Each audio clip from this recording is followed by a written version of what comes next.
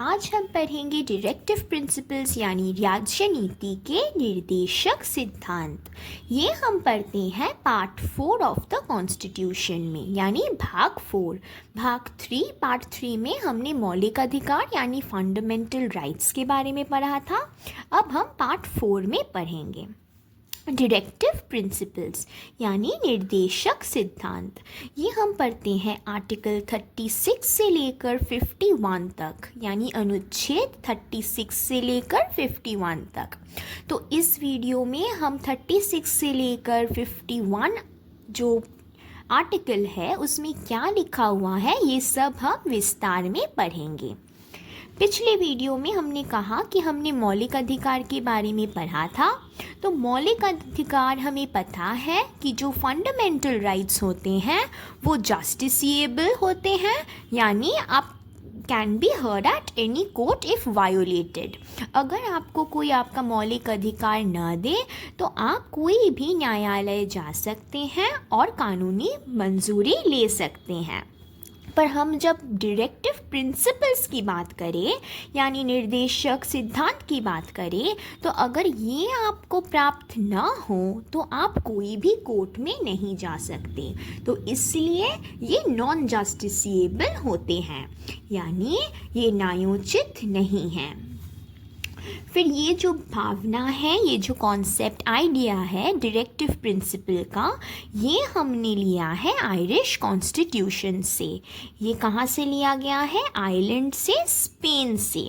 ये वहाँ का संविधान को देखकर हमने बनाया है। और इसका उद्देश्य, इसका पर्पस क्या है? Social and economic welfare of the country, यानी देश का सामाजिक और आर्थिक परिवर्तन के लिए हमने इसे अपनाया है। इससे बी आर अम्बेडकर ने कुछ कहा है, यानी डायरेक्टिव प्रिंसिपल्स को बी आर अम्बेडकर ने कुछ कहा है। क्या कहा है? Novel features of the constitution, यानी ये जो डायरेक्टिव प्रिंसिपल है, ये जो निर्देशक सिद्धांत है, बी आर अम्बेडकर के अनुसार ये क्या है? संविधान का उपन्यास विशेषता का रूप है। अब ये 3 प्रकार के होते हैं, 3 प्रकार के, 3 टाइप्स। क्या क्या? सोशलिस्टिक, गांधीयन और लिबरल इंटेलेक्चुअल, यानी समाजवादी, गांधीवादी और उदार वैदिक। अब हम पढ़ेंगे आर्टिकल 36 यानी अनुच्छेद 36। इसमें हम पढ़ते हैं डेफिनेशन ऑफ स्टेट के बारे में, यानी राज्य का परिभाषा। हमने जब फंडामेंटल राइट्स पढ़ा था तब हमने आर्टिकल 12 यानी अनुच्छेद 12 के बारे में भी पढ़ा था। और अनुच्छेद 12 में भी अगर आपको याद हो, डेफिनेशन ऑफ स्टेट यानी राज्य का परिभाषा के बारे में लिखा हुआ था। पर जब हमने आर्टिकल 12 पढ़ा यानी अनुच्छेद 12 पढ़ा मौलिक अधिकार में, तब हमने देखा कि वो जो अधिकार है वो इंडिविजुअल के लिए है, यानी एक व्यक्ति के लिए है। पर हम जब इसी के बारे में आर्टिकल 36 में पढ़ते हैं तब हम उसे इंडिविजुअल नहीं बल्कि स्टेट के हिसाब से देखते हैं, यानी राज्य के नज़ारे से देखा जाता है। ये जो आर्टिकल 12 है वो क्या कहता है? डेफिनेशन ऑफ स्टेट के बारे में। आर्टिकल 36 भी कहता है राज्य के परिभाषा के बारे में। पर इनमें अंतर क्या है? आर्टिकल 12 एक फंडामेंटल राइट है और आर्टिकल 36 एक डायरेक्टिव प्रिंसिपल है। आर्टिकल 12 ये एक व्यक्ति के लिए है और आर्टिकल 36 ये पूरा राज्य के लिए है। तो ये एक फंडामेंटल राइट, एक मौलिक अधिकार होने के कारण अगर आपको आर्टिकल 12 प्राप्त ना हो तो आप कोर्ट में या फिर न्यायालय में जा सकते हैं। पर अगर आर्टिकल 36 आपको न दी जाए तो आप कोर्ट में नहीं जा सकते, क्योंकि जो फंडामेंटल राइट है, मौलिक अधिकार है, वो क्या है? वो जस्टिसिएबल है। और जो डायरेक्टिव प्रिंसिपल्स होते हैं, निर्देशक सिद्धांत, वो नॉन जस्टिसिएबल होते हैं।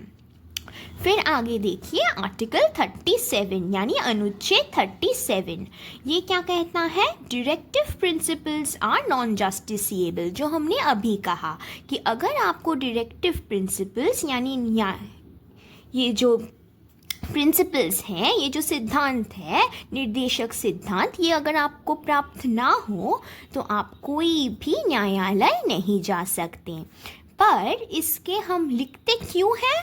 क्योंकि state should apply them while making laws. जब स्टेट यानी राज्य कोई भी लॉ बनाए, कानून बनाए, तब उन्हें अप्लाई करना होगा, उन्हें इसे लागू करना होगा जब वो कोई भी कानून बनाएंगे।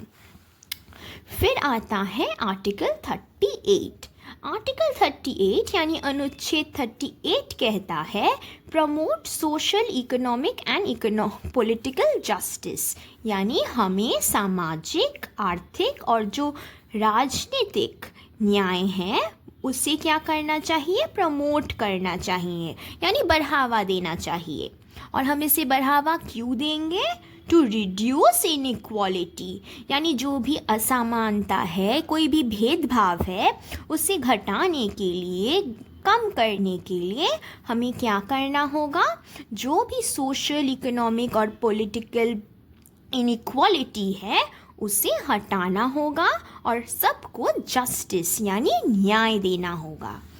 फिर आता है आर्टिकल 39, अनुच्छेद 39। इसमें क्या कहा गया है? Equal distribution of resources. हमारे देश में बहुत सारे रिसोर्सेज हैं, उसे हम क्या करेंगे? इक्वली डिस्ट्रीब्यूट, यानी समान तरीके से उससे हम वितरण करेंगे। ऐसा नहीं कि किसी को ज़्यादा दे दिया और किसी को कम, हर किसी को समान तरीके से मिलेगा। फिर आता है equal pay for equal work, no gender discrimination, यानी आप जितना काम करेंगे आपको उसी के अनुसार पेमेंट मिलेगा, उसी के अनुसार आपको वेतन मिलेगा। नो जेंडर डिस्क्रिमिनेशन यानी लिंग के आधार पर आपको वेतन नहीं दिया जाएगा, आपके कर्म के आधार पर आपको पैसा मिलेगा। यानी लिंग के आधार पर कोई भी भेदभाव नहीं हो सकता है।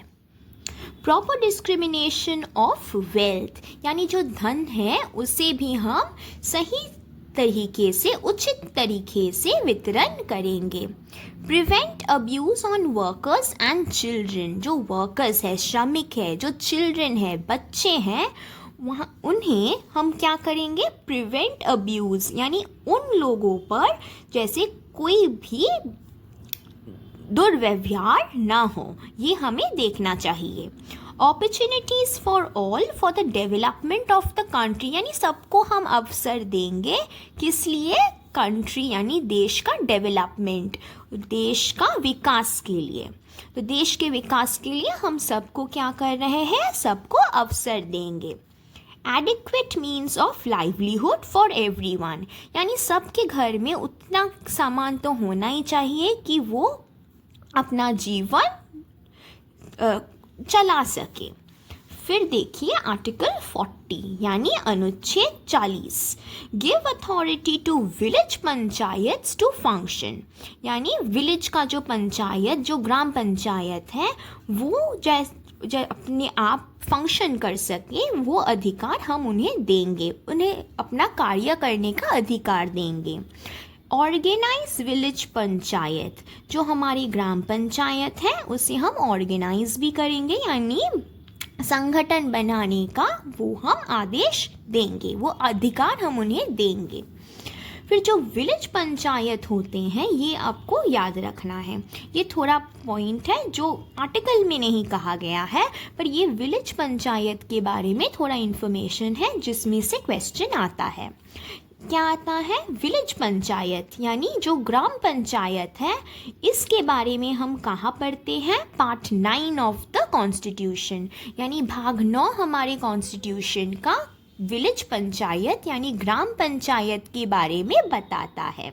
और ये 11th schedule of the constitution में मिलता है, संविधान का 11 अनुसूची।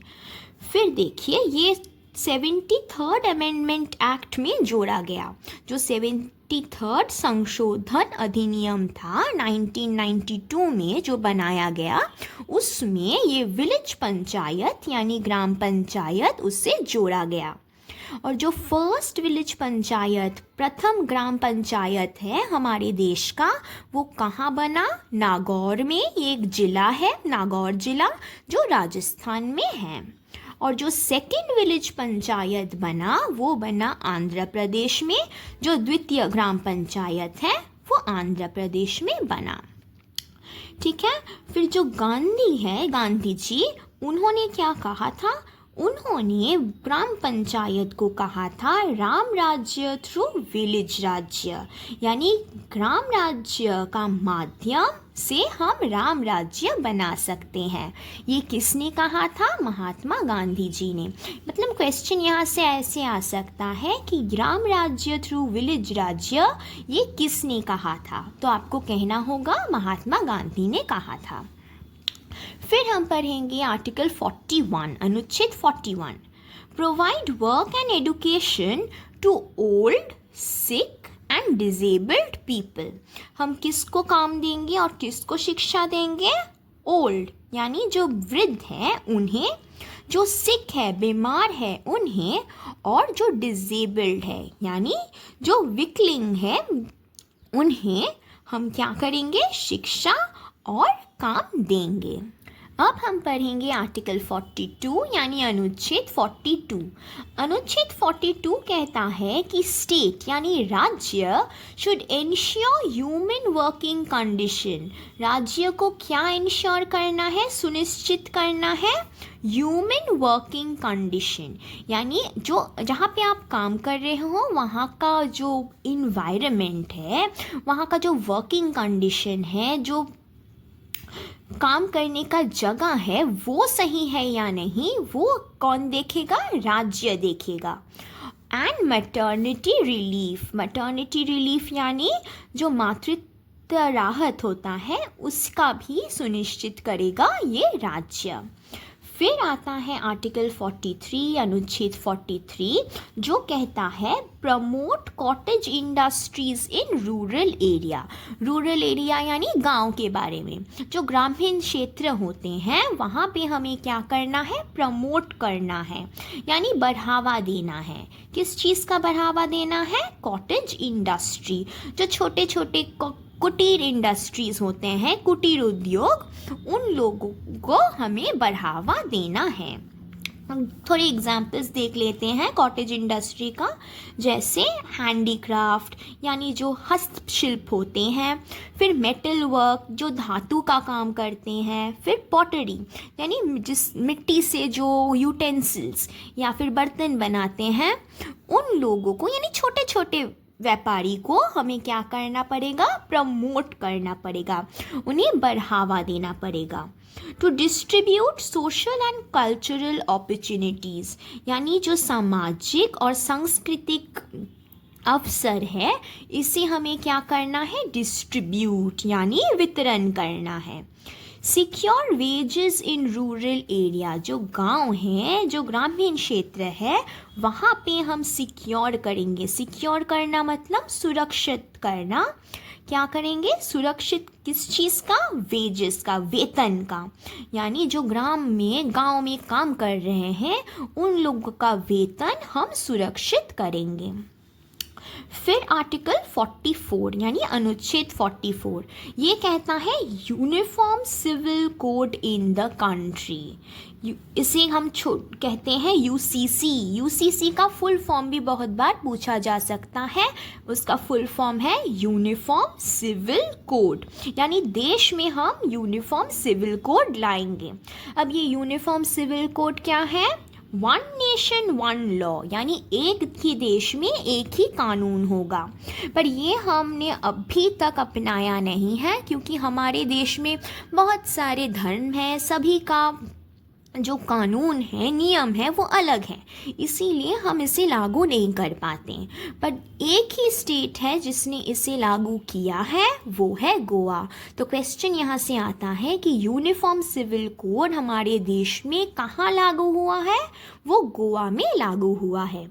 और ये क्या कहता है? ये कहता है कि एक देश में एक ही कानून होगा। फिर हम पढ़ेंगे आर्टिकल 45, अनुच्छेद 45।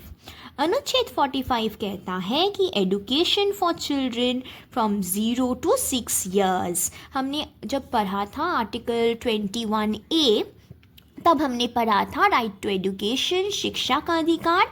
वहाँ पे हमने पढ़ा था 6 से लेके 14 साल के बच्चों को आपको फ्री एंड कंपलसरी एजुकेशन देना होगा। पर यहाँ पे आर्टिकल 45 में हम पढ़ते हैं कि जो 6 साल के नीचे के बच्चे हैं उन्हें भी आपको शिक्षा देनी है। फिर आर्टिकल 46 यानी अनुच्छेद 46 ये कहता है कि promote education of the weaker sections. जो हमारे कमज़ोर वर्ग है उन लोगों के लिए, जो SC, ST, OBC है, उन लोगों का शिक्षा भी हमें क्या करना चाहिए? बढ़ावा देना चाहिए, प्रमोट करना चाहिए।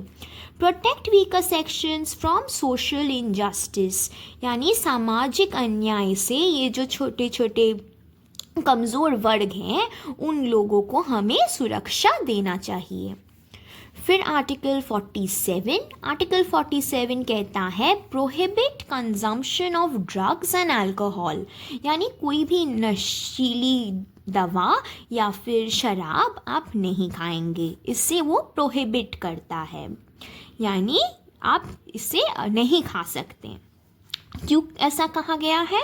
To improve public health and standard of living, यानी हमारे सेहत का ध्यान रखते हुए ये आर्टिकल, ये अनुच्छेद बनाया गया है। इसमें हमारे जीवन में ही क्या होगा? इम्प्रूवमेंट आएगा, सुधार आएगा, और हमारा स्टैंडर्ड ऑफ लिविंग यानी हमारे जो जीवन का जो लाइफस्टाइल है हमारा, वो क्या होगा? वो और इम्प्रूव होगा और बेहतर हो जाएगा।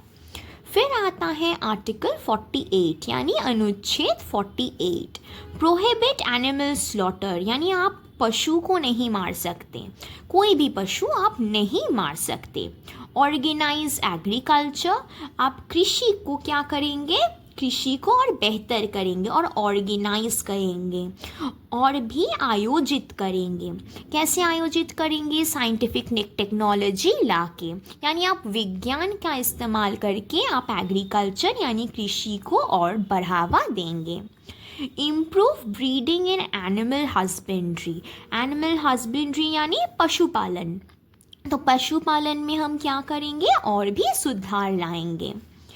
फिर आता है आर्टिकल 49। आर्टिकल 49 कहता है protect places of historical importance, यानी जो भी हिस्टोरिकल इम्पोर्टेंस यानी ऐतिहासिक जगह है उसे हम सुरक्षा देंगे। जैसे कि हम अभी देखते हैं ताजमहल को सुरक्षा दी जा रही है क्योंकि वहाँ पे एक फैक्ट्री है जिसकी वजह से ताजमहल का जो मार्बल है वो ख़राब हो जा रहा है, तो उसे सुरक्षा देने का काम भी हमारा है, ये कहता है आर्टिकल 49। तो जो भी हिस्टोरिकल इम्पोर्टेंस यानी ऐतिहासिक स्थल है उसे हमें बचा के रखना है, जैसे कि मॉन्यूमेंट्स की जगह।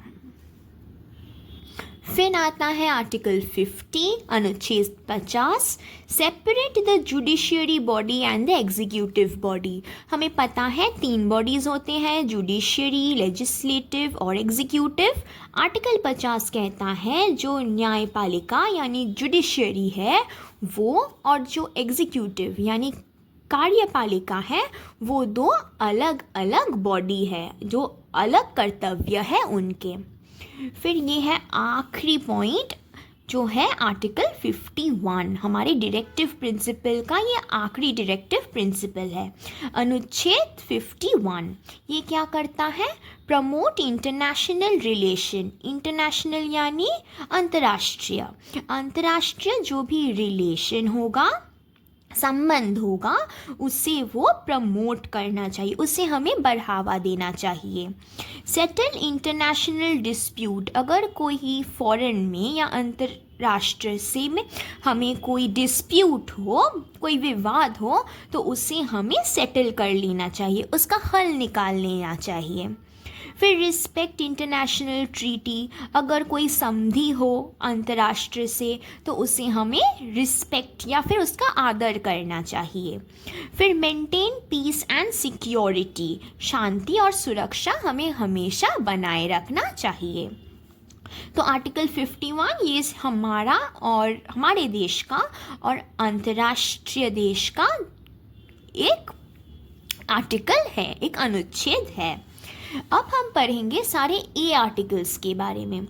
हमने ऑलरेडी आर्टिकल 21A के बारे में पढ़ लिया है, जिसमें हमने कहा कि हमारे सभी बच्चों के लिए जो 6 से लेकर 14 साल के हैं उन्हें राइट टू एजुकेशन मिलेगा, यानी शिक्षा का अधिकार। अब देखिए आर्टिकल 39A क्या कहता है। आर्टिकल 39A कहता है equal justice and free legal aid to the poor, यानी जो गरीब हैं उन लोगों को क्या मिलेगा, इक्वल जस्टिस, समान न्याय मिलेगा, और फ्री लीगल एड यानी कानूनी जो सहायता है वो उन लोगों को मुफ्त में मिलेगा। फिर article 43A secure management of workers in industries, ये जो उद्योगी हैं वहाँ के जो श्रमिक होंगे, वर्कर्स होंगे, उन लोगों को सिक्योर मैनेजमेंट यानी जो भी प्रबंधन होगा उसने सुरक्षित रखा जाएगा।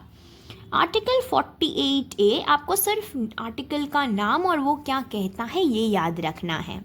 48A कहता है protect environment, forest and wild life, यानी जो हमारा इन्वायरमेंट है उसे, जो फॉरेस्ट है वन है, और जो वाइल्ड लाइफ है यानी वन्य जीवन, उसे हमें सुरक्षित रखना है।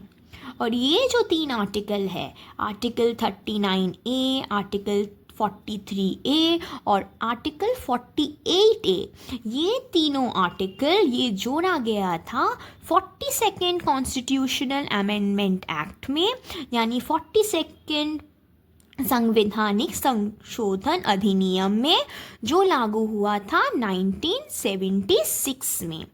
और ये जो हमारा आखिरी पॉइंट है वो है आर्टिकल 43B। देखिए ये B है।